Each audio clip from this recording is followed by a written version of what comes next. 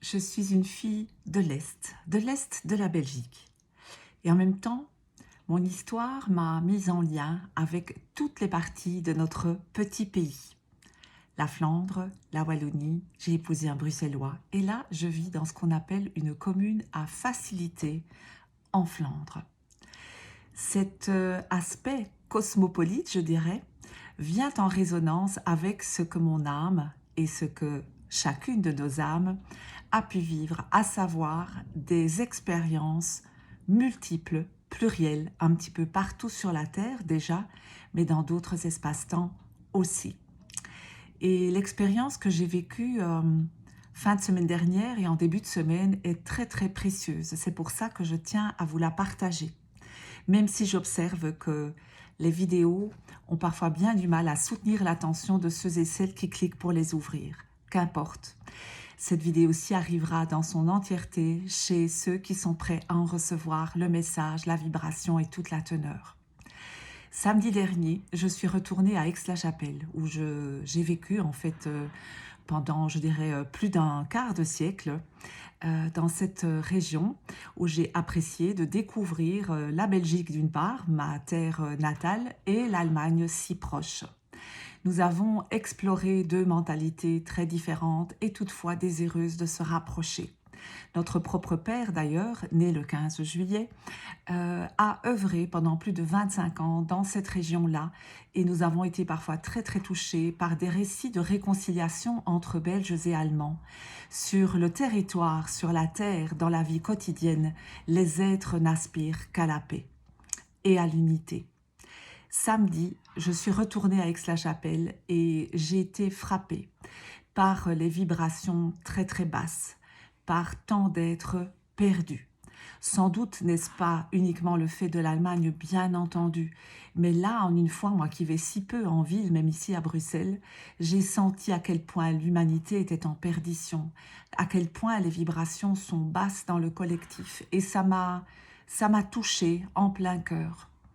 Le lendemain, je n'étais pas bien du tout. J'ai une santé robuste et j'en suis très heureuse et dans une immense gratitude pour cela, malgré toutes les épreuves que j'ai déjà eu à traverser dans cette vie. Ma santé garde le cap. Et pourtant, le 13 juillet, j'ai vraiment cru que je passais de l'autre côté, que je retournais de l'autre côté. Mon cœur a failli lâcher 2 fois durant la journée et je me suis abandonnée à ce que je vivais là, à respirer dans l'instant présent, dans les émotions, les perceptions, les sensations, mais aussi toutes ces prises de conscience au niveau de ma vie de famille terrestre, de ma famille biologique. Notre âme choisit son berceau, bien entendu. Notre âme va aller œuvrer pour elle-même et pour le transgénérationnel et par cela même pour l'humanité tout entière. À cet endroit, je dirais, dans ma vie biologique, j'ai fait de nombreuses expériences de joie et de reliance pendant un certain nombre d'années.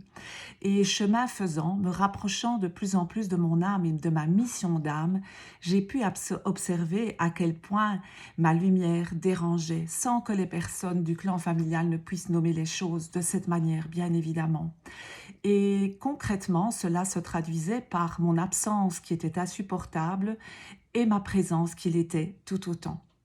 Lorsque survient la mort des aînés, des parents, beaucoup de blessures d'enfance peuvent remonter à la surface, surtout chez ceux et celles qui n'ont pas pris soin de tout cela. Et c'est à vif que ces blessures remontent lorsque les parents remontent dans la lumière. Dans mon expérience familiale, c'est vraiment quelque chose que j'ai vécu très très fort. Je peux embrasser ça avec beaucoup d'amour et de lumière pour toutes les personnes concernées et impliquées parce que chaque âme est libre évidemment de vivre son propre processus. Et puis en même temps, sur le plan humain, ce n'est pas toujours facile. Toutefois, je garde le cap.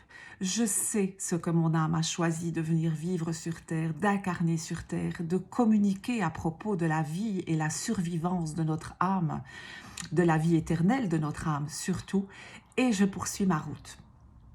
Donc le 13 juillet, journée très très difficile. En fin de journée, j'ai senti que je récupérais mon énergie et que mon cœur s'est calmé.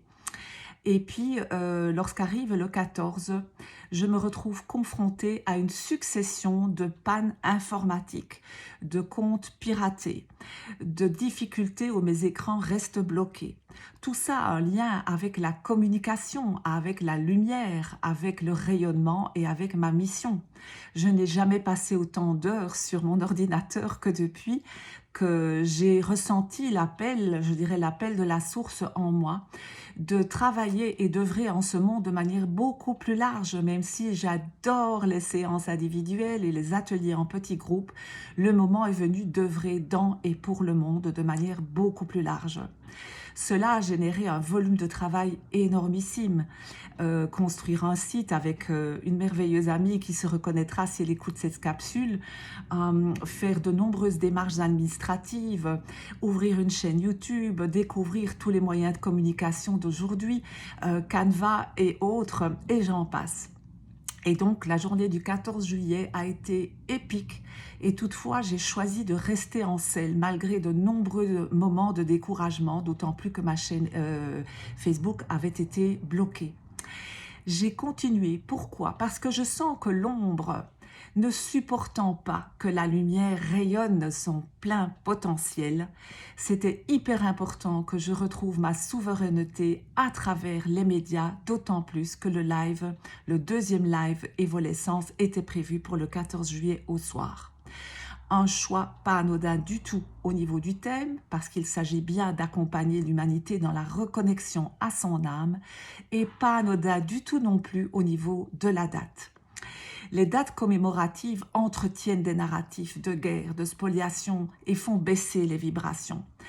Les vibrations de paix, de joie, de souveraineté s'invitent dans nos vies massivement et c'est pour ça que j'ai choisi cette date du 14 juillet en reliance avec le 21 juillet dans mon pays d'origine, la Belgique. Alors, heureusement, tout a pu se transmuter au fur et à mesure. Je ne vous dis pas l'intensité des transmutations que j'ai vécues en conscience et mon corps a ramé et en même temps, il a été un vecteur extraordinaire de libération cellulaire et de transmutation. Entre le 12 et le 14 juillet, se sont vécues des bascules énormissimes sur le plan personnel, familial, transgénérationnel, au niveau de l'Europe et au niveau de l'humanité.